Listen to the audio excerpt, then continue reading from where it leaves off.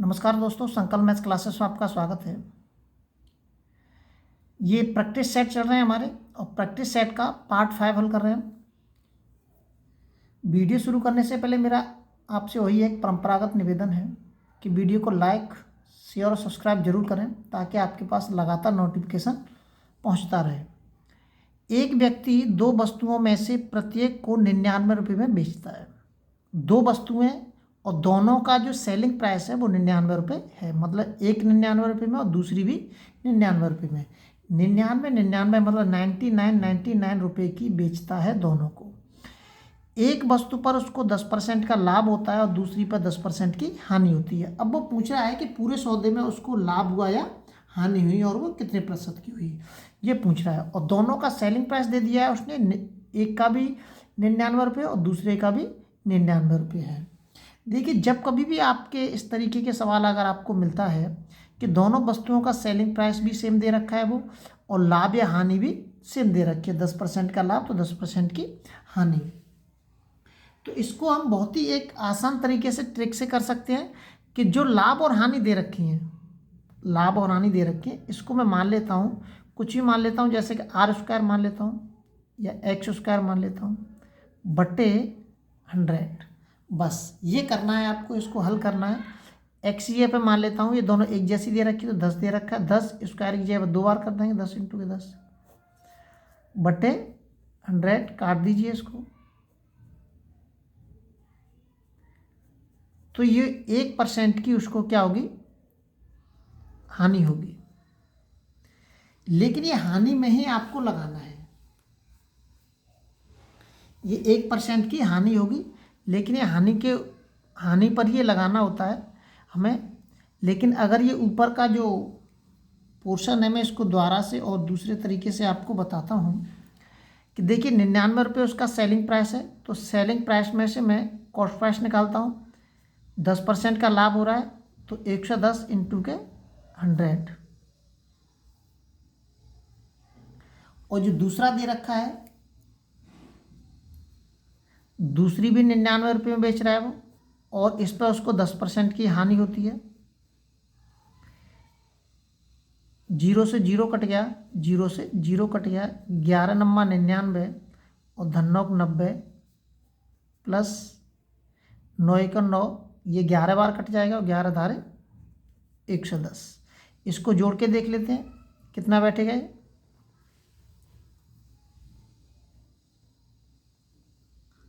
200 कितना बैठ रहा है ये, 200। ये हमारा कॉस्ट प्राइस निकल के आ गया। ये मैंने आपको क्रय मूल्य निकाल दिया। ये तो आप सीधा हानि पे लगाएंगे, इस सूत्र को ये ध्यान रखना है। अब मैंने इस जगह पे इसका कॉस्ट प्राइस निकाला है कि 99 रुपये की कोई वस्तु थी तो उसको 10% का लाभ हो रहा था, तो 110 का मैंने भाग दे दिया और प्रतिशत का 100 आ गया। 99 रुपये की वस्तु थी, मतलब सेलिंग प्राइस था 99 रुपये, सेलिंग प्राइस था, और कॉस्ट प्राइस निकालने के लिए क्या करते हैं, भाग दे देते हैं। तो 10% की हानि हो रही थी तो मैं इसमें 90 का भाग दे दिया × के 100। ये आ गया 200 रुपये कॉस्ट प्राइस था उसका, कितना था 200 रुपये। और सेलिंग प्राइस कितना है हमारा, ये तो आ गया हमारा कॉस्ट प्राइस निकल के। अब सेलिंग प्राइस कितना है, सेलिंग प्राइस तो पता ही है हमें 99 रुपये, दोनों का 99 रुपये प्लस 99 रुपये, कितना हो जाएगा 9 × 9 = 18 और 9 और 9 18 और 1 19, 198 रुपये। 198 रुपये उसका सेलिंग प्राइस, वो सेलिंग प्राइस है, और कॉस्ट प्राइस कितना है हमारा 200 रुपये। तो कितने की हानि हो रही है उसको, 2 रुपये की हानि हो रही है उसको। ये 2 रुपये की क्या हो रही है उसको, हानि हो रही है। लेकिन ये रुपए के रूप में दे रखा है आपको 2 रुपया। अगर इस 2 रुपये को मैं परसेंटेज में कन्वर्ट करूंगा, इस 2 रुपये को मैं परसेंटेज में, 2 रुपये की हानि हो रही है मुझे, कितने पे हो रही है 200 रुपये पे हो रही है, और × के 100, 1%, ऐसे निकल के आ गई है हानि। ये आ गया होगा समझ में। ये डायरेक्ट हमें इस पर, ये वाला सूत्र आप लगा सकते हैं, या आप इस तरीके से कर सकते हैं सवाल को कि मैंने जो सेलिंग प्राइस दे रखा होता है उसमें लाभ या हानि का भाग देते हैं। जो सेलिंग प्राइस दे रखा होता है उसका लाभ या हानि में भाग देने के बाद कॉस्ट प्राइस हम निकाल सकते हैं। ये मैंने कॉस्ट प्राइस निकाल दिया 200 रुपये, सेलिंग प्राइस 198 रुपये का है, तो इसका मतलब 2 रुपये की उसको हानि हो रही है। 200 रुपये था, 198 में बेच रहा है, 2 रुपये की हानि हो रही है। इसको मैं परसेंटेज में कन्वर्ट कर दूंगा तो ये परसेंटेज के रूप में आ गया। अगला सवाल देखते हैं।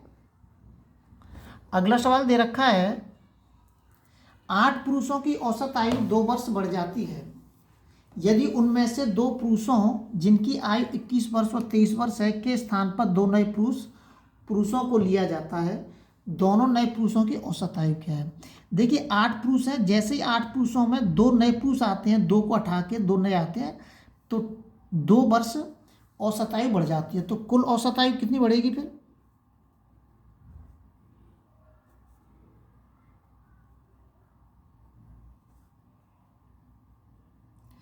कुल औसत आयु कितनी हो जाएगी? 8 इंटू के 2, 8 दूनी 16 वर्ष। टोटल जो औसत आयु बढ़ी हमारी वो 16 वर्ष बढ़ी। एक की 2 वर्ष बढ़ रही है तो 8 होगी, 2 कितनी होगी? 16 वर्ष बढ़ी। इसका मतलब ये 16 रुपये हैं। 16 रुपये एक्स्ट्रा में किससे मिले हैं? जो 2 नए व्यक्ति आए हैं। आप रुपए के रूप में समझ लीजिए कि जो 2 नए व्यक्ति आए हैं उन्होंने 2-2 रुपये इन 8 लोगों को और बांट दिए, क्योंकि उनके पास ज़्यादा थे। सबके पास बराबर होने चाहिए, कम या ज़्यादा नहीं होने चाहिए। अब जो पहले पुरुष थे वो कितने थे? 21 और 23 थे। इनसे भी ज़्यादा पहले पुरुष कितने थे? जो पहले पुरुषों की आयु निकाल लीजिए, कितने थे? 21 और प्लस 23 कितने थे? 44 वर्ष थी। ये पहली आयु है तो टोटल कुल कितनी हो गई? इसको जोड़ देंगे हम दोनों को, 6 और 4 10, 4 और 1 5 और 1 6। ये समझ लीजिए सवाल हल हो गया आपका। 2 पुरुष थे, कितने थे? 2 पुरुष, तो दोनों की औसत आयु मैं पहले हल कर देता हूँ, उसके बाद समझा दूंगा। दोनों की औसत आयु 60/2, 2 हैं तो मैंने 2 का भाग दे दिया 30 वर्ष। कौन सा ऑप्शन सही है हमारा? चौथा ऑप्शन हमारा सही है। देखिए मैं इसको एक रुपए के रूप में ले लेता हूँ, वर्ष के रूप में ना लेकर रुपए के रूप में, कि जो 2 नए व्यक्ति आए हैं उनके पास रुपए ज़्यादा हैं, तो वो कह रहे हैं कि भाई औसत सबके पास बराबर होना चाहिए, अलग अलग नहीं होना चाहिए। तो उन्होंने 2-2 रुपये, जो टोटल जो 8 लोग बैठ रहे हैं खुद समेत, उन पर टोटल 8 लोग हैं, तो उनको 2-2 रुपये बांट दिए। तो कितने हो गए टोटल? 60 रुपये हो गए, वो 16 रुपये हो गए। तो 16 रुपये उन्होंने पहले बांट दिए। अब 16 रुपये बांट चुके हैं वो, जबकि उनके पास भी वो बराबर आए होंगे, उनके पास भी तो बचे होंगे। उनके पास जो आयु है, उनके पास जो रुपए हैं, 8 लोगों के पास बराबर बराबर होंगे। बांटने के बाद बाकी के 8 हैं, 2 चले गए, 2 आए, मतलब समझ लीजिए 6 थे पहले और 2 नए आए। तो उन्होंने 6 लोगों को 2-2 बांट दिए और 2-2 खुद ने ले लिए। तो ये तो 16 तो ये हो गए। अब जो 8 लोग हैं, इन 8 व्यक्तियों के पास जो रुपए होंगे वो बराबर बराबर होंगे सबके पास। जो 2 नए आए हैं उनके पास जो रुपए हैं वो उनके खुद के हैं। अब उनके पास खुद के रुपए हैं तो 2 रुपये उन्होंने इन 6 लोगों को और बांट दिए। इतने लेके आए थे वो। फिर से समझ लीजिए कि 8 थे, 6 बचे, 6 लोगों को इसने 2-2 रुपये बांट दिए। कितने हो गए? 12। अब 2-2 रुपये उन्होंने खुद ने ले लिए, 2-2 रुपये उन्होंने खुद ने ले लिए, 2 लिए इन्होंने 2-2 रुपये, 12 ही हो गए, 4 ही हो गए, टोटल कितने हो गए? 16। ये तो 16 तो ही हो गए। लेकिन इनके पास जो औसत आयु होगी 8 लोगों के पास, वो बराबर बराबर होगी, या तो 22-22 या 24-24 या 28-28 या 30-30।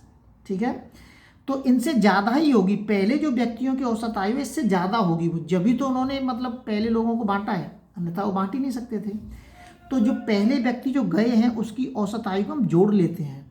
जोड़ के कितनी बैठी? 44 वर्ष। इसका मतलब जो नए व्यक्ति जो आए हैं 2, उनके पास 44 रुपये से भी ज़्यादा रुपये थे, 44 रुपये से भी ज़्यादा रुपये थे, जो उन्होंने 2-2 रुपये 6 लोगों को और बांट दिए और 2-2 उनके खुद के पास भी आ गए थे। जो 2-2 बांटे थे उन्होंने वो ये थे, टोटल खुद समेत 16 और 44 ये थे, टोटल 60। इसका मतलब टोटल 60 रुपये लेके आए थे अपने साथ। 2 का इसमें भाग दे देता हूँ मैं, तो इसका मतलब 30 वर्ष। टोटल कितना हो गया? 30 वर्ष हो गया। तो दोनों की औसत आयु कितनी होगी हमारी? 30 वर्ष हो गई।